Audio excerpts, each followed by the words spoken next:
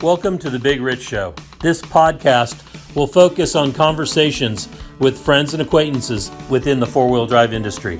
Many of the people that I will be interviewing, you may know the name, you may know some of the history, but let's get in depth with these people and find out what truly makes them a four-wheel drive enthusiast. So now's the time to sit back, grab a cold one, and enjoy our conversation. Whether you're crawling the Red Rocks of Moab or hauling your toys to the trail, Maxxis has the tires you can trust for performance and durability. 4 wheels or 2, Maxxis tires are the choice of champions because they know that whether for work or play, for fun or competition, Maxxis tires deliver. Choose Maxxis. Tread victoriously. Why should you read 4Low Magazine?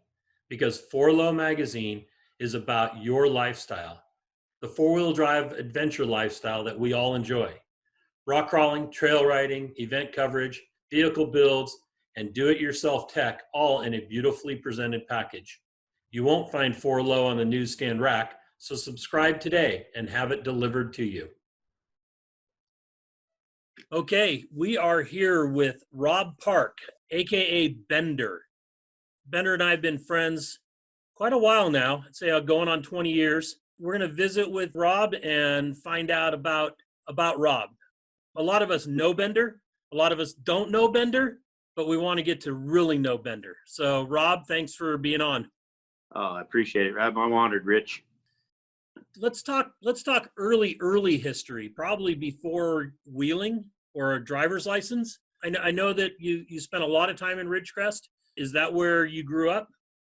No, I was actually born in South Dakota, and then my dad was in the Air Force.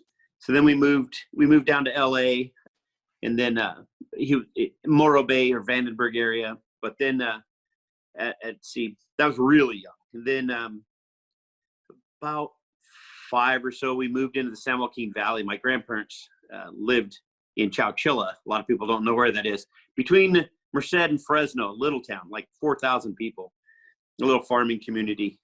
Was there, my grandparents were there, so I spent a lot of time with my grandparents and my parents until about 7. I don't know how deep you want to get, Rich, but so, at 7, so we spent a lot of time, with my dad and grandpa. They both raced. My grandpa was, he'd race stock cars and he'd race motorcycles. Back then it was kind of a hare and hound. It was on a Harley. But it's kind of cool. We got pictures of Grandpa standing on the seat, riding up and down the street on the seat of his Harley. That's awesome. It was pretty cool. And then Krusty used to race. He actually raced when we lived in the San Joaquin Valley. He would go to Ridgecrest long before we even knew we were going to move there. And he would race desert racing on this old Hodaka, this just clapped out bike. But it looked funny. It looked like he was wearing a painter's suit. But Krusty was racing motorcycles and a little bit of, roundy round dirt stuff too. But so we were always, messing around and banging around in the shop and stuff.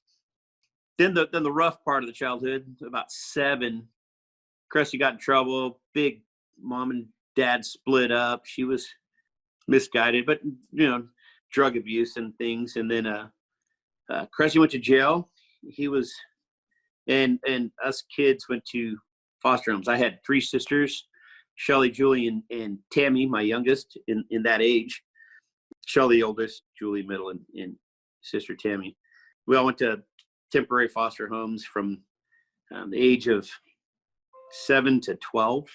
So it was quite a few years of bouncing around. And because it was temporary, because my mom would get custody, and then the state would take us back because she's messed up. And then so we bounced around quite a bit. It was pretty rough time, but then my grandparents, Krusty's, my dad's grandparents, or his parents, got custody of us. So from 12 to 15, I was with my grandparents. And then Krusty gets out of jail. He had met this lady, Donna, my stepmom, and she was the bigwig on the China Lake Naval Weapons Center there in Ridgecrest. So he gets out, we load up and moving with Dad and Donna, and here comes Ridgecrest. And I was 15. That was like 1985. But like I said, Ridgecrest was it's in a high desert. Sounds doesn't sound like it's just you had China Lake and Ridgecrest. China Lake is the Navy base inside the fence, and Ridgecrest is everything outside the fence. About 30,000 people, but man, what an awesome place. A lot of open riding areas. And I'd always, I raced whatever I could, whether I raced BMX when I was bouncing around or motocross or on some clapped out old bike, anything and everything I could race, I did. And then Ridgecrest it was awesome, man. Come over the hill and here's motorcycles everywhere, industrials everywhere. So while I was in Ridgecrest, from 15 to 17, I raced damn near every weekend. I would travel all the way from Glen Helen, where we raced Ultra 4 or used to Mammoth motocross, and just even in Little Okie and San Joaquin Valley, just all over the place. I couldn't get enough racing. But the only time I took off of racing is when I was broken. That's when I broke a lot of bones. I crashed a lot. I wasn't all that fast. Like we were talking about, Chris Ridgway was a roommate of mine later in life, and he always laughed at me because, I talked a lot faster than I rode, but I was good at crashing. I don't know how far you want to go, Rich. I'll keep rambling on. Oh, hey, you know what? This is great, because what it is it's showing people that maybe have only seen you as a TV personality or seen you at a race, whether it's Ultra 4 or at an old We Rock event or whatever, or seen you on Pirate, but never got a chance to meet you and sit down and experience one of your fire bombs, or those kind of, the parties, get-togethers, you might say, on the lake bed way before Ultra 4. This gives them a chance to understand who you are, and that's the whole idea. What I want to do is I want to bring back the hero building that used to happen. With social media, everything is about now. Absolutely. And this is more about what's happened in the past and what's gotten people to where they're at now. So all that honestly was a big key on how and why I am. A lot of the mental outlook and the drive and determination is because every single thing that I ever had, I got myself. I wasn't ever given anything. Now we're back to 17. It's all the way through high school. I took every auto shop I could take. I took every weld. I'd learned to weld from my grandpa when I was 7, and I'd always built stuff. And I'd always had to repair stuff or make just junk, just crap. I had to make it my own and something cool, whether I was 20 different hand-me-down BMX bikes to try to make something that I could race to. It was rough. My grandparents weren't well off. They were both teachers. Grandpa was an auto shop, metal shop teacher, and my grandma was a kindergarten, first grade, second grade teacher. But so real, just blue collar, So as I was going to high school, I took every art class. I always wanted to be an architect, but I took every art class. I took every engineering class I could take. That's the nerdy kind of part. I took every single night class I could take, and I took every single summer school class I could take. I was a teacher's aide to TA in welding, so I got to goof off a lot more. And then auto shop, I was constantly crashing cars and donate stuff, but I was a TA for there also. So kind of nerdy in that aspect, but then I raced every single weekend. So I was kind of stuck in the middle. Pretty popular in high school. But I think a lot of that was the chameleon, the impressionable years of your younger childhood trying to fit in. Because, I was in like 13 different foster homes. It was a lot of foster homes. And over those years, it was a few months here and a few months there. And we being temporary foster homes, you're in with, 3, 4, 5 other kids. It's your meeting and trying to interact and make friends with a lot of people in new schools. And those are some pretty rough times at junior high times. Anyway. Yeah, so, making friends at that age is difficult enough when you lived in the neighborhood all your life. That's a big part, a really big part of the tin vendors and how that whole thing came together. I won't jump ahead too far. So, No. Okay. let's see, in high school, I was a racer and daredevil. I worked I got my first job at, when I got to Ridgecrest at 15. Krusty was a auto mechanic. He worked at the dealerships, and guys would trade in these just piece of crap cars, and I would have first dibs on them. I was a lot boy. I would sweep the whole parking lot. I would wash cars. I was at 15 getting paid under the table to work at dealerships. So somebody's going to get in trouble now. Not you, but whoever was paying you. Oh yeah. So I don't know what the statute of limitations is. Yeah, I was still able to spend time with my dad, making up for lost time there. And my buddy, and so I was able to get all these crap cars, and then I would work on had to, because they were crap cars, and I would work on them and build them and destroy them and pay a couple $100 to get another car. If it was really expensive, it was $500. So I ended up kind of working for free, just getting these trading cars. I kind of had my pick, but so I was always building and destroying those things. And my actual job, one of my buddies' dad, Little George and Big George, he had a mining company, and he had this idea for this inland self-contained sluice box thing. And because I was a pretty good welder, had some engineering and design, and we're talking a few years, we took college classes and all kinds of stuff. Well, so we designed and kind of engineered this inland self-contained sluice box. And at my summers, I would go to the El Dorado Valley, which is between Boulder City and Searchlight, Nevada, right, out in the middle of nowhere. And we would camp out there, and we'd make changes to this machine, and we'd run it during the summer. And that was my job. I would get paid to do it. It was kind of cool. And so, I was always building and fabricating stuff. Even, I don't know, honestly, a time I didn't build stuff. And then it was a little bit more of a necessity than it is now. Now I just love to do it. But then I just, I was broke, and I wanted to do stuff. And if I wanted it, then I had to make it happen, Yeah.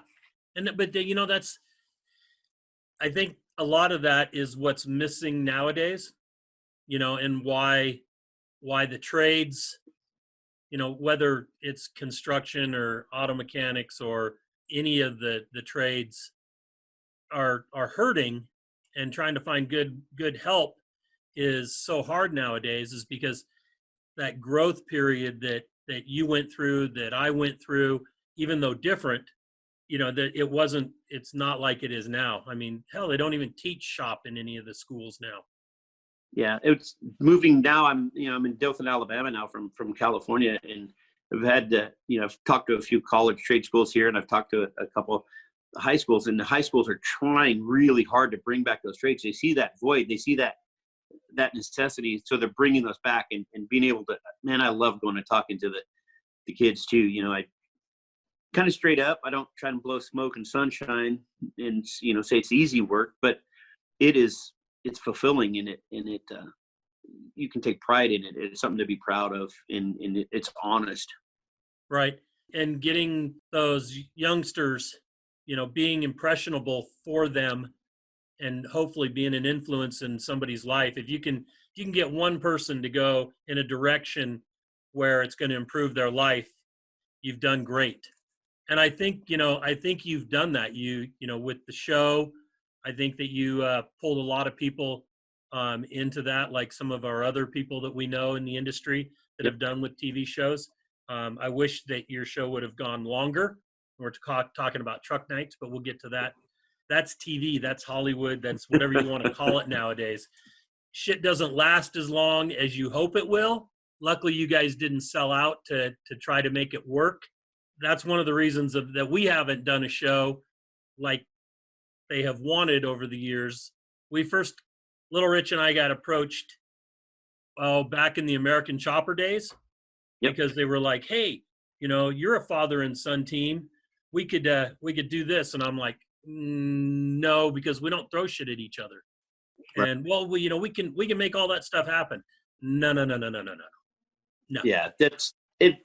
People are, even though they watch a Kadar sheet, Kim Kardashian is like the number one show out there. You got 7 million people watching that thing every week, which blows my mind. So I was really proud, though, to have Truck Night. I know we're jumping ahead, but Truck Night, we're hitting 1 million people a week, live viewers. Now, I'm guilty as anybody. Live viewers are where the numbers are at, and it's dated because they don't track as much of the social media and the other things like they should. So that the live viewers, I record everything. I'm busy. Everybody's busy. So you record everything, you watch it, a couple days later, a week later. They track those. It's called a +3 if you watch it within the 3 days from when it aired. And then the +7s are within a week. And they know when you watch it and when you record it. But the advertising is sold on live viewers because, as you well know, you record it so you don't have to watch the damn commercials. Right. So they don't want to pay for the +3s and the +7s, even though it shows, people are interested in the show. If it's a +3, it's a little more weight than a +7. A +7 is, I'll watch it eventually. The +3 to me is, well, I'm damn busy and I'm still interested in watching it.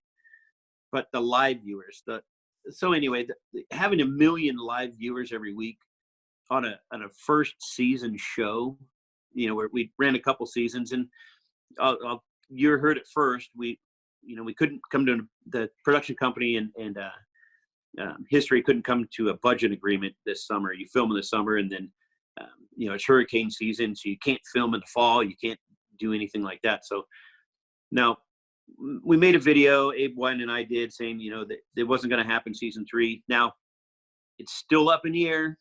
We were told a little premature on the video, and that they're still talking, and that there might knock something out this spring. So fingers crossed, just because it's a whole lot of fun, but it's one expensive show to film, and in these histories, well, it's American Picker TV now, where 24 hours of American Pickers and Ancient Aliens, but they're free shows because they just run the reruns. So if you can pick up, 50,000 people watching live with a show that doesn't cost you anything, or you watch, you get 1 million people live, but the show costs you, in excess of $5 million a season to film. It's an expensive endeavor. So I love.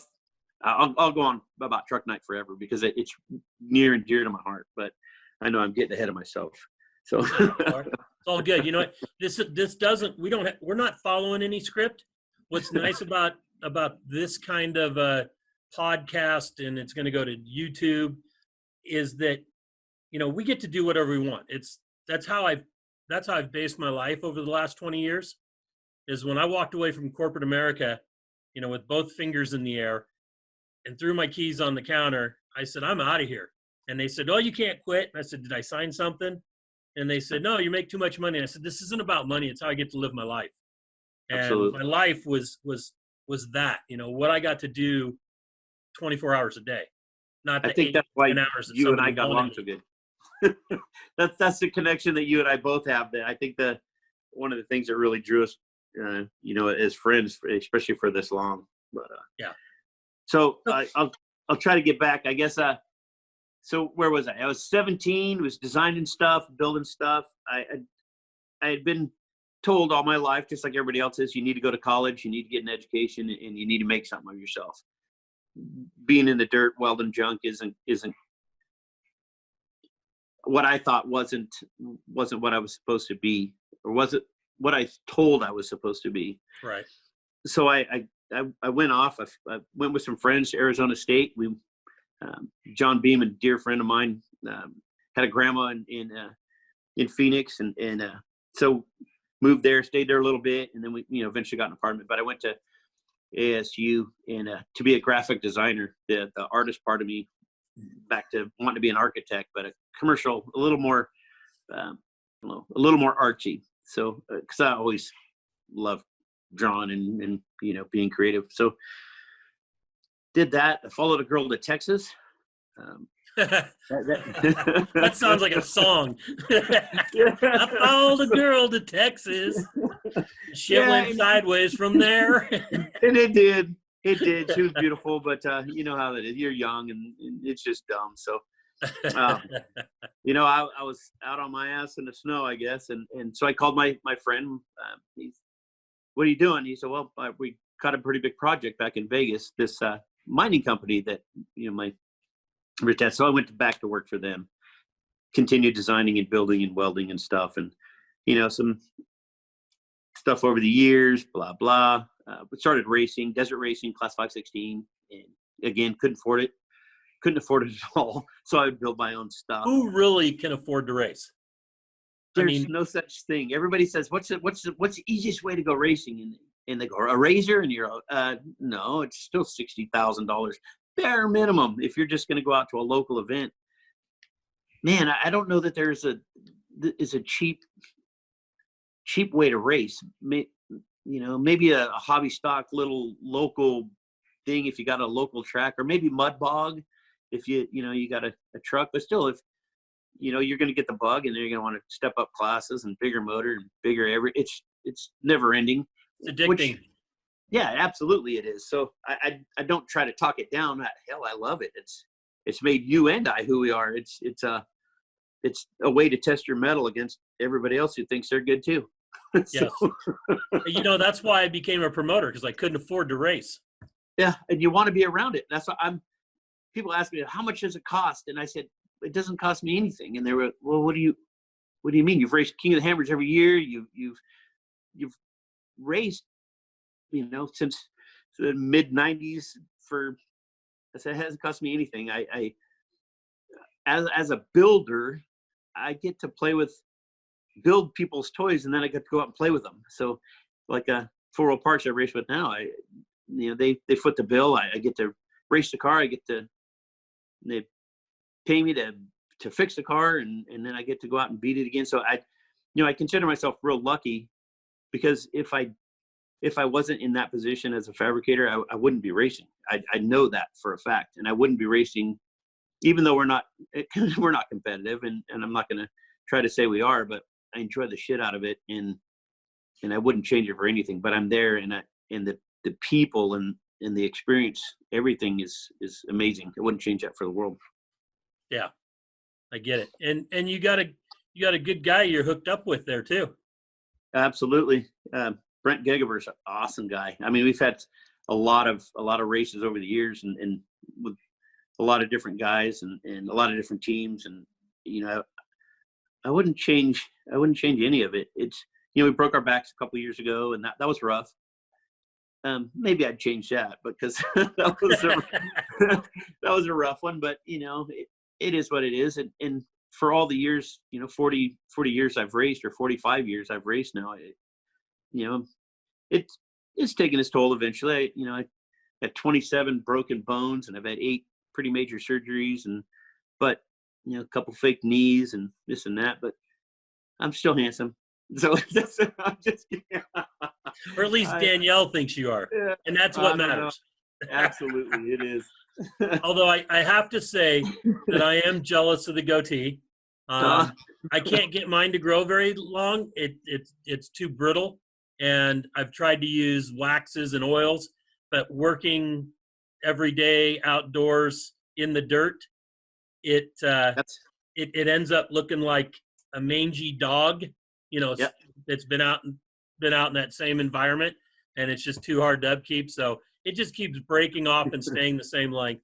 Well, I sound like a beard salesman, but welding, it hangs out from under your hood, and people go, how do you keep that thing from burning and just getting fried, just UV fried and falling off? And it's actually because of one of the guys on Truck Night has a beard company, and it's a Black Rebel beard company, and he has all kinds of stuff, from shampoos and all kinds of junk, so it's not nasty. But I'll tell you what, man, it grows like a weed. I'm not sure exactly what he's putting in it, but and I'm not trying. I'm gonna have to look for it. And shameless plugs are okay. You know what? No, absolutely. Affiliate marketing. So where were we? We were let's see. Back to Ridgecrest. I'm trying to work my way back up. I get a spot as a lot boy in United Rentals because I could weld and I knew equipment and machinery and things. And then I moved into an inside sales position and then assistant manager position. And then for a while I ran the place. And during that time, Bob Neff, a guy was on the base. He was worked on the base as a buyer. And he said, you've got a good way with people, back to being able to read people and get along with most everybody. So so you want a job on the base, you make twice what you're making now. And we're the inside job, you'll be a junior buyer.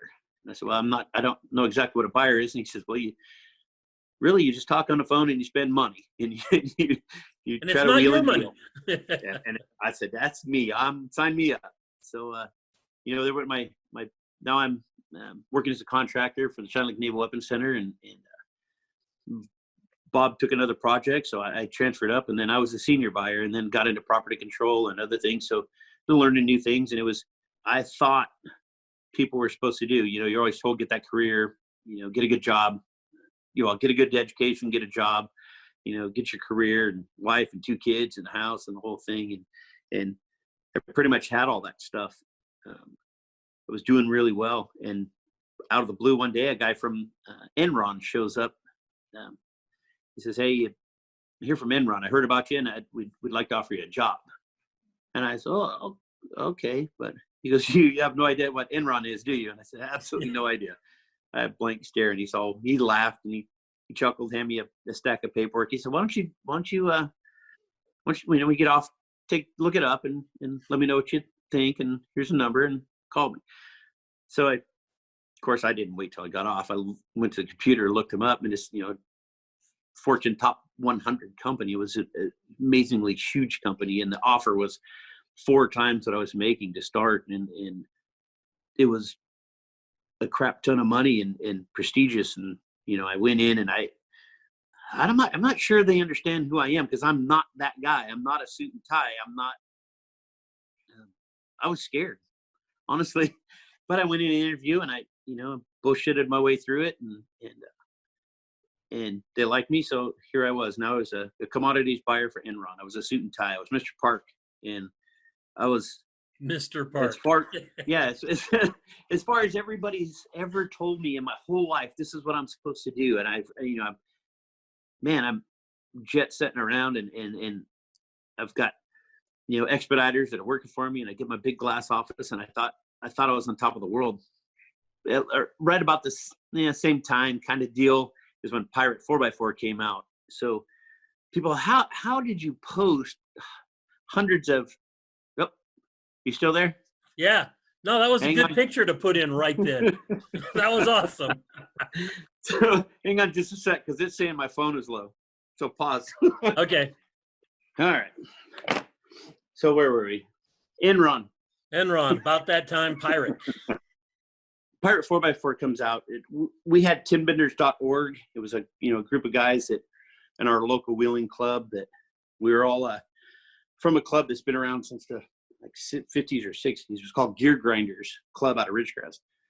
I would build stupid stuff and go smash it up. And my buddies, my group that I hung out with, we all kind of talk each other into doing stupid stuff. So we would pretty extreme for back then, when 35s were big, but it was, we'd do our little runs and the Gear Grinders would never go on those runs. And we would never go on their runs because it was more sightseeing and it was just not as exciting. This is, right about that time, as you all know, where rock crawling was really starting to become, a little more mainstream. So Pirate 4x4 started, and because I was a buyer, had my little Janet Jackson headset on, and I'd walk around the office, and I had Pirate 4x4 up on my computer from the moment I got there until the moment I left. And I would post a couple hundred times a day. I was all over that damn thing. We being from Ridgecrest, and we were right by Surprise Canyon and close to the Hammers. We were the SoCal guys, and NorCal was Pirates of Rubicon. And we would go on some of their runs, and they'd come down and go on our runs, and we kind of were sister clubs. So they were a little rowdy, and so were we back then. So, but anyhow, that's how it afforded me all that time to goof off on the internet while I was, had the other screen open, spending a crap ton of money. But so, and it was still even though I was doing that, I was still building stuff. I was still, fabricating and building things because it was new back then, rock crawling. And so, things like exo cages, those were new, and they're people were still still ugly. using. Oh yeah. Oh, so I don't care what you do with an exo cage, it's ugly. But you Toyota guys, oh yeah, swear by them. Well, there's no way to put a cage in a Toyota if you're over 5'7", 5'6", and you put a cage inside a Toyota, you're just racking your head all day long. As a XJ guy, I know that because I beat my head against mine all the time. In fact, this year when we were at Wolf Caves and I was setting up one of the race courses, I may have given myself a slight concussion. Suspension just kind of went left to right, and I slammed my side of the head against the cage. Now I have a bar pad on there, but it snapped my neck enough to where it was like a whiplash. And about a half an hour later, I'm out in the rocks getting sick because of that. But that interior cage. Now, if I liked an exo, I wouldn't have had that problem. Yeah, it's hard. That's what it's still, I've built a bunch of cages and a bunch of exos, and it's still really hard to swallow. You just don't want to do it, but it's, it serves its purpose and it's utilitarian, and it is what it is, I guess. But it's definitely one of those, you hate it or hate it more kind of thing. It's just not a good looking exo. I have yet to see one. But, I agree. But anyway, we regressed. So through all of this, up to that point with Enron, and I'm sure that Enron lasted until Enron was destroyed. Yeah. So during that time, I'm on top of the world. At least I thought. For some reason, I still felt a void. I wasn't happy. I get, they call it work because it's work. They don't call it, vacation or anything else. You're working. So I wasn't. I don't know. I wasn't fulfilled. I wasn't happy. I had an in-box and an out-box, and although it's prestigious and you could tell people, yeah, I'm a buyer, and it was cool. The only time I was happy was when I was in the shop. And so Enron was going, gangbusters, and I invested every single thing that I'd ever made in my whole life into the company because it was making money hand over fist. And I talked my parents into investing, and I talked to my friends into investing, and because, well, it was making a crap ton of money, and that's what you do. It was a smart, stupid investment. So as everybody's aware, the corruption and greed, and Enron folded, and they took everything that I'd ever worked for, and and a lot of my friends' money and my parents' money, and it was a rough one. It was hard. But during that time, at least, because my real fulfillment, my real happiness was when I was in a shop. I started a little fabrication company doing little tube bumpers and rock sliders and stuff. It wasn't mine. I was doing the production work for other companies. There were several companies out back then that were, I don't know, some of the biggest Toyota manufacturer back in the the 2000 era that we won't name names, but there was a couple companies. I would build all their stuff, and or a large portion of it. Hundreds of shock hoops, and I need 40 bumpers, and I need this and that. So, and I had a little crew going. So when Enron collapsed, I just went to work for myself, and did that for a while, and it was good. Even though now it's production work, and even though it's making good money, it's just not. I don't know. It's not fun. Production work sucks. It makes money. It's a way to dial it in, and I admire those people that can do it. But it's just not my cup of tea. I want to figure it out. I want the puzzle. I want to be a little more creative, or at least try to be, and not just make the same damn thing over and over again. Right. So Pirates going like crazy, and I'm one of the top posters on there. And just Mike Schaefer and Lance Clifford up in Carson City, Nevada. and Lance, I think, was the president of the Pirates or something back then. And they said, "Hey, they just won the national championship in that little Samurai." And they said, "Hey, you want to come up and build chassis for me? We want to, get the A team going." So I had known of Lance. Lance and I knew each other for a while. Didn't really know Mike, but went up and spent a week up there and really liked it and had a good group of guys. So here I go, and I'm off to Reno. And the next chapter, I'm gonna play. It was a big change in my life, Rich. It was hard because you had all this corporate America, what everybody says you're supposed to be, and during that time I had my oldest sister Shelly and my middle sister Julie. They had spent a lot of time with my mom, and we're still in contact with her, but they weren't doing real well. They were heavy into drugs and other things. But during this time, Enron collapsed. Divorced my wife. She was messing around. I had taken everything I'd ever worked for. My oldest sister and my middle-aged sister both were murdered within the course of a year of each other. So I was just, man, it was a rough one. I'll tell you, it's hard not to get teared up, but it was a rough time. And I wasn't happy. I wasn't fulfilled. I could, marriage, whatever. I had 2 kids, but I honestly just kind of escaped. So I ran away to Reno, and I thought, this is going to be cool. I'm just going to play. I'm just going to hide from everything. And this is what I'm going to do. Looking back at it, it was actually a pretty good thing because, just full on, man, 16, 18 hours a day in the shop building chassis and comp cars. And it went from recreational stuff to, well, a national level, ARCA and U-Rock and CalRock and where you and I met, and trying to think of the first real competition car. I think it was Lions Pride. Lions Pride was the second event I ever put on. Yeah. So, it was Fat Kid and I and a little Samurai with license plate. Yeah, license plates.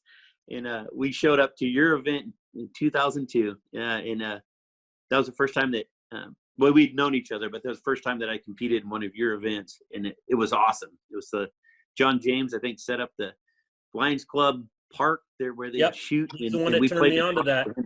Yeah, it was man, what a great event. And I keep telling people, like, not half the cars, but there were quite a few people that showed up with license plates, and we were one of them. You could have drove that little Samurai there, and but it was a good time. So, that being thrown into the national stage now, and building some, building cars. Everybody knows Jason Shear, and I had the honor of building. Well, Jason was just Jason back then. His first real comp car was a Diablo, and Lance Clifford, and he built him a car, and Bob Schaefer and Josh Bureau and Nick Peter Mazzoni and who was Rookie of the Year. It was just really neat to, we're pretty much moving and shaking back then. We were national champs, and it was cool, man. And we were East versus West events all the way back in Tennessee, and just every weekend we were wheeling and I was partying and escaping, but it opened my eyes, and I was, even though I was escaping, I was having fun, and it felt fulfilled, and even though I was broke, I wasn't making anything. And this, these guys want to say, hey, I want to be an automotive fabricator. I don't want to do industrial fabrication, and I didn't either. But doing automotive fabrication, you're going to serve your time. You're going to do your dues. I wasn't making hardly anything, and if you do it per hour, there were many nights I just slept on the shop floor. I'd work on it until I just tired and pull a banana freeze bottle and make a pillow out of and sleep on the floor for a few hours because there was competition. Hell, there were times we were working on the car in the hotel parking lot the day of the competition, or that still happens. Yeah, or in the trailer, in an enclosed trailer, working on the rig while you're going down the highway, and that stuff actually happened. But man, the people and the experience and the everything about that, I look back at it, and it's not like Al Bundy with this, so the high school I high scored a football rules. touchdown. Yeah, I mean, it was neat. It was new. It was a new sport. It had gotten out of desert racing. Rock crawling was new, that early 2000s, and it was growing and it was interesting. And as a fab guy building stuff, to see, it still boggles my mind that to people ask you to build a car that'll climb this or do that.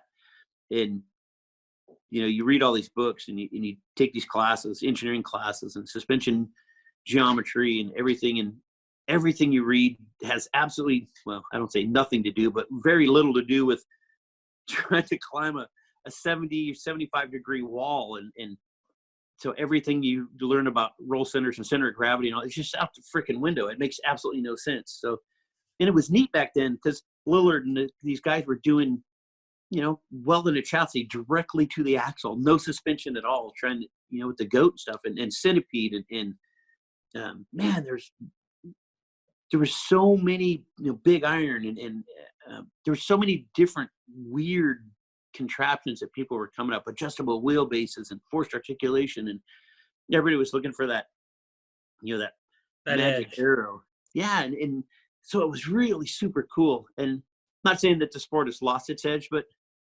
well, as far as that goes, yeah, it has, I guess. Even rock crawling, Absolutely. There's no super innovations anymore. Just like desert racing 50 years old. And although people are using bigger A-arms and longer links and bigger shocks and more cooling and they're definitely going faster, but it's not these monumental crazy changes. And it was just cool to be a whole part of that birth, that sitting there trying to talking around a campfire, trying to figure out what you and other promoters were going to throw at us, and what's Ranch Pratt going to try to make us drive up now, or you, like, what the hell are you thinking? And we would cuss you and we try to, well, he's going to put us in a pinch, so let's make the car super narrow. So we made these little single seaters. And the moon buggies came out. John Nelson and John Brunder just whooped our ass. Just back then, when we were competing, and you're on a, pretty much a stock Dana 60. Yeah, that was it. And CTM, old Jack, he was, mad scientist. He was trying to build a better joint, and Bobby Long and those guys, which were, pioneers. We would break the crap out of everything like Jason Pauly. Man, Jason Pauly, I really do. I admire Jason Pauly. He's, it seemed like we were always going head to head. It was Mike and Lance, and when Lance couldn't make it, I would spot for Mike and Jason, and it seemed like we were always paired up. Who would you consider to be the most influential in your life to get you to where you're at? There's got to be, maybe it's not one person, maybe it's a situation. I mean, you've talked about a lot of things that have gotten you to where you're at now. And I mean, there's even more to the story, because obviously me and Little Rich coming out there and visiting you and Dan back there in the old shop. Yep. Back when it was, BT. Who's the person, or what was the situation that, let's say early days, in that early 2000s? Yeah, no, it's super young. It was my grandpa. My grandpa, when, as you well know, father-son doesn't really work out all that well. I argue with my son when he's in the shop with me. I'm not a very good teacher when he's in the shop, because I spend more time yelling at him. So my grandpa just had a little different way. He really taught me some fundamentals, even though a lot of times I didn't know that's what I was learning. And then it was me all alone. I was honestly just trying to kind of eke my way through life. So I tried to pick up knowledge everywhere I could, and I didn't have any favorite teachers. And I think a lot of that has to do with the childhood too. I look back at, I want to get all psychological, but I've always been pretty good at everything, but not a master at anything. And I think that a lot of that was I wanted to be able to fit into any situation, kind of that chameleon where it didn't matter whether you were riding skateboards or painting pictures or whatever it was. I was familiar enough with what was going on that I could pick up the conversation, I could make friends, and I could fit in. But as it came on, Enron, I had some really cool guidance from people there for business mind, and then as that all collapsed, and so Mike Schaefer, I learned a lot from Mike. I learned a lot from a lot of people. But here's where I'm going to tie it back in, my tin bender thing. So tin bender started in my garage, mid '90s, and it was a group of guys that I chose to have around me. You hear a lot of people say, and I'm going to catch a lot of shit for it, but blood's thicker than water, and it's all family and everything. Well, in my experience, family, although family's cool, it's not just because we share DNA doesn't mean we share the same values, the same morals, the same ideas, the same. We could be polar opposite. Just because we share DNA doesn't mean. I don't say mean a lot.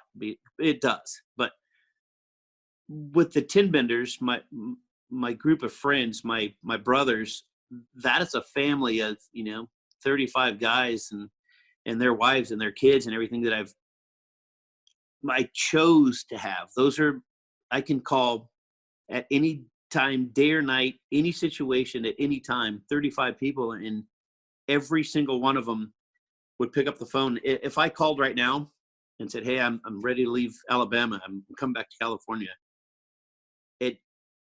in my heart, I know I'd have 10 rigs loaded up with trailers headed this way, and or people on flights, and I would do the exact same. So I chose to surround myself with chosen family. It's who, and it's not like it's a 4-wheel drive club, but it's not really a 4-wheel drive club. Even though we all goof off, and some of us competed and some of us didn't, and like Dave Cole's gone on to run, King of the Hammers now, and he was just a greasy son of a bitch when we first met. And really, when I remember Dave, he sucked as a driver. He always seemed to break, and I don't know, maybe it was just his equipment, because he did drive a pile.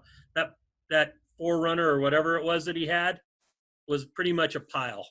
It was a pile. That 4Runner was an absolute pile, and there's no mistake in that. But a lot of people don't know the tin benders. It was just a group, and to get into the tin benders, it's unanimous. You have to, every single member has to say yes, and it's Rich may be cool, but man, Shelly, I don't know about her. She can be mean. Oh, it'd be the other way around. Shelly would be. They'd take Shelly and not me. Yeah, but so it's your wife, it's your kids, everything. Right. And it has to be unanimous. If one person says no, then you're not in, because we want everybody. Not that it's happy and love all the time, because you have spats, but every single person chose to bring that person into the group. So right. It's not trying to be selective. Well, yeah, we're trying to be selective. But anyway, so when you say who's the most influential, I think that's kind of hard to do. I gathered a lot of information, a lot of knowledge from a lot of different places. But the thing that I've always, my one constant since 2000, the last 20 years, is my Tim Bender brotherhood, my chosen family, and they've been there every step of the way, every up and down, every sideways, just like I've tried to be there for them. So it sounds gushy. It sounds kind of weird, but I don't think I would be where I was at. I don't think I would have. I don't even know if I'd be here if it wasn't for them, because I've taken a lot of really big downturns and big falls, and like Mustard Dog's goofy. He's my brother, but he says he showed up and he said, you don't have a choice. You got 5 minutes to pack a bag. You're coming to stay with me for 2 weeks. And we did. And I just was able to get away and clear my head. And we'd work on stuff. He would Shanghai me, and we would work on his rig, but it was, I don't know. It's awesome that way. It gives you a sense of purpose and a sense of being. Yeah, absolutely. So I know we've been at this just about an hour now. Not that that matters to me. or it may not matter to you either. But I know that we all have life that happens. But I would like to, at some point, come back in and revisit and take more time, because you're an incredible story. And I learned a lot just in our conversation that I didn't know about you, or, your past. And I want to learn even more. I know now that you've moved from Ridgecrest again, back in Alabama and Dothan with Dan. I'd like to probably visit that later on, and some of the other things that have happened. I know you have an absolutely phenomenal partner in your life that you guys support each other in both of your endeavors, which is awesome. Sometimes it takes a long time to find a person that you really mesh with. You mentioned Shelly. If it wasn't, I say this at every event when I say my thank yous. If it wasn't for Shelly, there would be no We Rock or Dirt Riot, because in 2009 I was done. Yep. I was done with my commitments with my marketing partners, and that was going to be my last year. And she said, "Hey, let's try this. Let me help." And her being her, she was able to right the ship, get it going in the right direction, whatever stupid phrase you want to use for that. But it saved me, and it saved what we do, at least the rock crawling and our portion of the racing, which has always been grassroots. I'm not looking to be the big dog out there. Hell, I didn't even want to do that with the rock crawling, but I was kind of forced, that having that partner is very important. Absolutely. So yeah, man, if you want to spend like another 5 or 10 minutes talking about Danielle, I don't think anybody would mind hanging on and listening to a podcast that goes longer than an hour. Yeah. So Danielle, you touched on it, and that was great. So I'm still bouncing around. I had left Schaefer's. I went to John James, to Dalton Trucking, built a couple more rigs, back and forth, went to Dothan. Dan said, "Hey, made me a great offer to come back there." And I was still just kind of bouncing around, and here for a couple of years, and left. And this whole time I had known Danielle, and we were always just good friends. And it wasn't until I moved to Dothan the first time, she was actually owned a salon, a small salon. And I said, we're going to break up because I'm going to Alabama, and I'm not going to drag you through this. And she says, "Well, I'm going with you." And I said, "Well, I can't have you sell your salon, and I can't have you give up everything you've ever worked for to follow my dumb ass." And she did. And she goes, "Well, what happens if I just end up in Dothan and you're there?" So she followed me. And, it sounds so cliche, but me having bounced around through life and through work and through everything, she has been my guiding light. She's always been there. She's my best friend. And, and it's that, not family, just she agrees with all my, may not agree, but she goes along with all my stupid ideas. She tries to talk sense into me, and usually it doesn't work, but no matter what, she's always there. And she's there to kind of pick me up and dust me off, and like Shelly, to you, point you in the right direction. I'm pretty much ADD, and I'll bounce all over the place, but she points me in the right direction. And I confide in her things that I've never confided in anybody else. And it's a nice way to open up, and she knows me like nobody else. And like I say, can point me in the right direction. And she's an amazing person. I admire her. She's as you know, she's a bodybuilder. She does, competitions and works out, personal trainer, and still does salon stuff. And so she's kind of a tomboy, but looks like a high kept girl. And, but she's absolutely amazing. She's just my best friend. And I admire her will and devotion when she puts her mind to something that I would like to have, or I admire it. And so it's cool. She's definitely her own person, and I'm definitely my own person. it sounds corny, but our favorite time is, the times that we do get together and we can watch TV sitting on the couch or something. And it's, I wouldn't change that for the world. I can't say enough about it. It's, we've been together 15 years. It's not like, new love kind of thing. Oh, she's the best ever. We've known each other, for forever, for a long time. She was dating one of the guys in the 4-wheel drive club we used to have, the gear grinders, and it was just years. We'd always friends, and then years and years later, we kind of got together. But anyhow, she's amazing. I can't say enough about it, and she's definitely pointed me in the right direction, or at least in a direction that maybe I should be pointed. I wasn't going to do the show, honestly, when the production company came to the lake bed and they said, hey, we want some characters. When you think of Ultra 4, when you've been around this thing, who's some of the characters? They interviewed quite a few people, and some of the bigger name, big racers, Shannon and Lauren, and some of the guys. And I'm definitely not a competitive guy, but I get a smart ass, and I kind of blew him off, and I didn't think that, just like a 4-wheel drive show is going to be Hollywood and it's going to be dumb. And even though there's a little quirky, and Truck Night was, it was kind of American Ninja Warriors, Danielle's the one that talked me into it. And she said, a lot of people don't get this chance.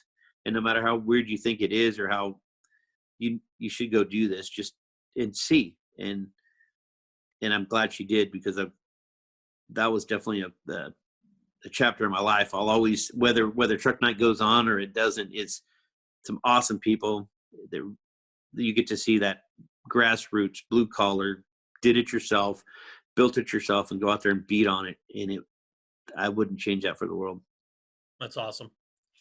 So we'll wrap this up now. I'll probably call you maybe in a few weeks, or, we'll get together again and continue and do a second episode. I'd like to do that and explore, from more of the Truck Night and what's happened now with you, and both with you and Danielle.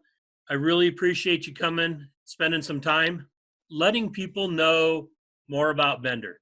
So maybe the next shirt you can have is, I really know Bender. Well, thanks for letting me talk your ear off, Rich. Again, I'm humbled, and it's really cool. Just do me, and I'm proud to call you a friend. You've done amazing things. You've been a big part of my life, and I know you've touched a lot of people's lives, and I can't say thank you enough, brother.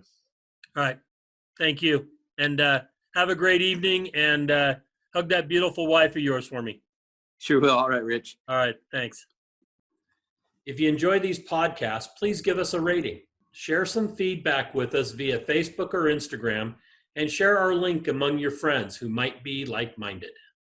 Well, that brings this episode to an end. Hope you enjoyed it. We'll catch you next week with Conversations with Big Rich. Thank you very much.